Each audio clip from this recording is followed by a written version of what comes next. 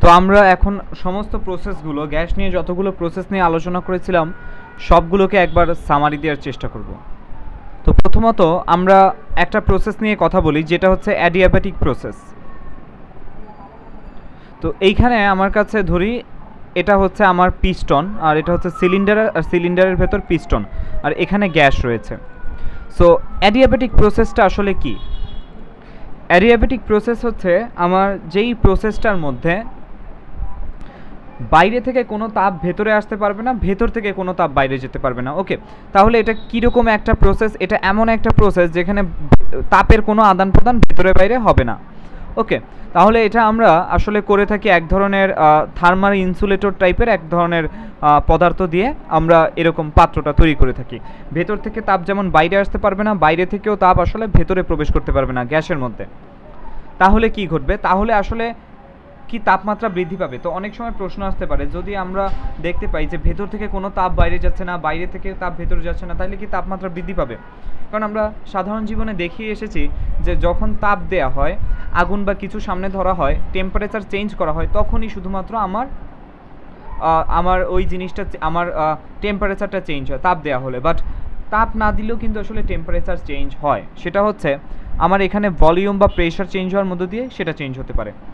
তো আমি করলাম কি, এই হচ্ছে আমার অ্যাডিয়াব্যাটিক প্রসেস, যেখানে আমি হয়তো আমার কিছু প্রেশার দিলাম, অনেক বেশি প্রেশার অ্যাড করলাম, আগে কিছু ছিল আমি আরও কিছু দিলাম।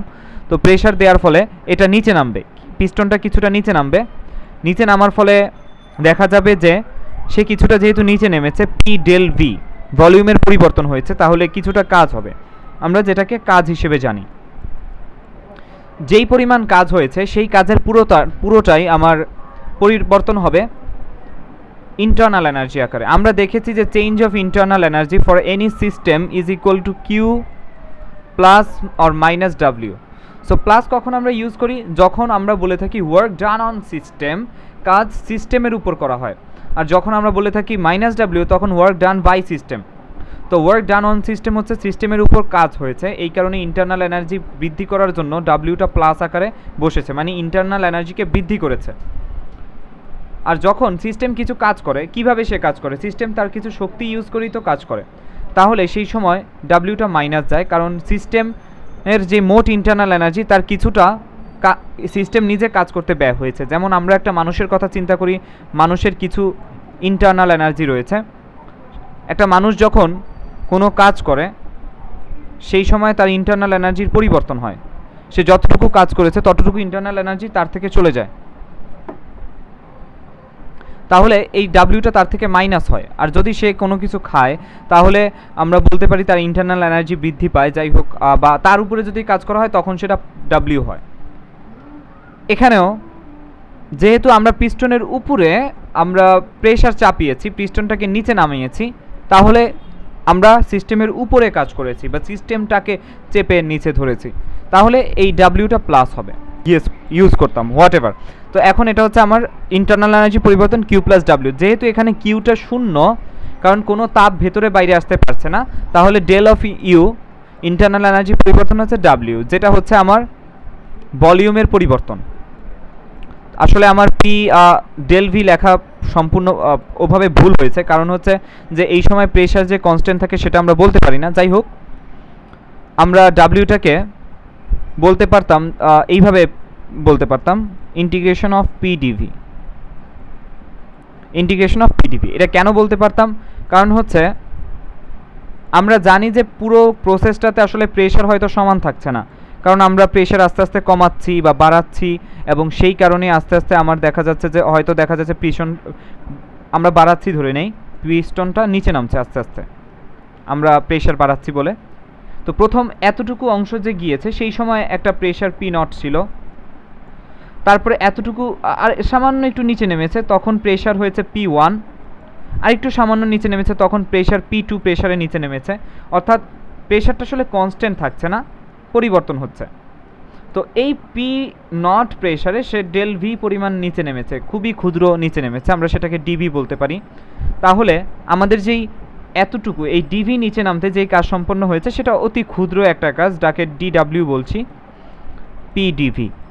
ওকে, পি হচ্ছে একটা ফাংশন যেটা পরিবর্তন হচ্ছে। এখন যদি আমি দুই পাশে ইন্টিগ্রেশন করি তাহলে W ইজ ইকুয়াল টু আমি পাবো ইন্টিগ্রেশন অফ PdV, যেটা আমি এখানে দেখিয়েছিলাম। এই হচ্ছে ইন্টারনাল এনার্জি।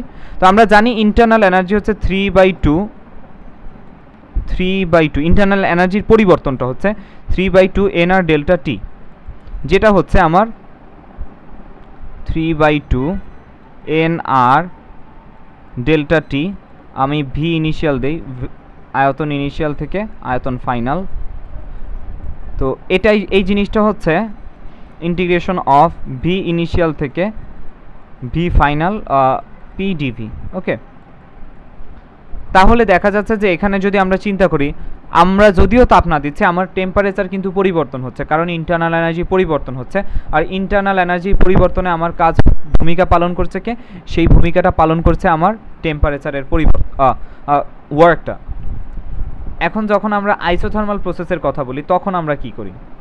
আইসোথার্মাল প্রসেসে দেখা যায় টেম্পারেচারকে সবসময় সেম রাখা হয়। কিভাবে আমরা এই কাজটা করতে পারি? কারণ হচ্ছে আইসোথার্মাল প্রসেসে যদি আমরা দেখা যায় যে আমরা পিস্টনের উপরে চাপ প্রয়োগ করি, তার ভলিউম কমে, বা চাপ উঠিয়ে নেই, ভলিউম বাড়ে, কাজ হচ্ছে, ঠিক আছে?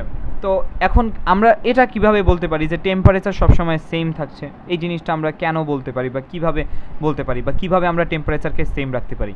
এখানে বড় একটা রিসার্ভয়ার রাখা হয় যার টেম্পারেচার হচ্ছে টি। তো আমরা যদি দেখা যায় যে এখানে আমরা কিছু পরিমাণ প্রেশার বাড়িয়েছি, প্রেশার বাড়ানোর ফলে দেখা যাবে যে হয়তো টেম্পারেচারটা আপ হয়েছে। তো টেম্পারেচার আপ হওয়ার ফলে যে জিনিসটা ঘটবে, আমার টেম্পারেচারটা যখন বৃদ্ধি পাবে, এখানে হয়তো আগে টি টেম্পারেচারই ছিল, বাট এখন T1 হয়েছে, খানিকটা বৃদ্ধি পেয়েছে। সাথে সাথে এটা এত বড় রিসার্ভয়ার যে এটার সাথে থেকে এটার ভ্যালু আবার টি হয়ে যাবে। আবার দেখা যাক যে আমি হয়তো কিছু প্রেশার কমিয়ে ফেলেছি, ভলিউম বেড়েছে, তখন এটা টেম্পারেচার হয়তো T2 একটু কমেছে বা এরকম কিছু হয়েছে, তখন দেখা যাবে যে সেটা আবার সাথে সাথে টি হয়ে যাচ্ছে।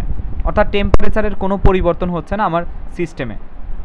ওকে, এখন আমরা বলতে পারি T2 আর T1 এর পার্থক্য আসলে খুবই ছোট, খুবই ছোট, এবং সাথে সাথেই আসলে টিতে পৌঁছে যায়। যেমন আমরা মনে করি বিশাল এক সাগর, সাগরের টেম্পারেচার টি, তার উপরে আমি একটা গ্যাসের পাত্র নিলাম, তো পাত্রের তাপমাত্রা সামান্য একটু বাড়লেও সেটা আবার সাথে সাথেই দেখা যাবে যে আমার সমুদ্রের টেম্পারেচারের সাথে সমান হয়ে যাচ্ছে। ওকে, তো এভাবে আমরা আইসোথার্মাল প্রসেসের কাজটা করে থাকি, যেখানে আমরা বলতে পারি যে আমাদের মোট internal energy U is equal to internal energy U এর পরিবর্তন আর কি, কিউ প্লাস মাইনাস ডাব্লিউ। এখন আমরা এটা নিয়ে আলোচনা করি।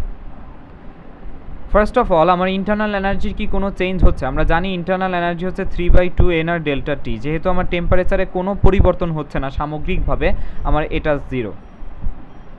কিউ ইজ ইকুয়াল টু আমার প্লাস মাইনাস ডাব্লিউ আমরা লিখতে পারি।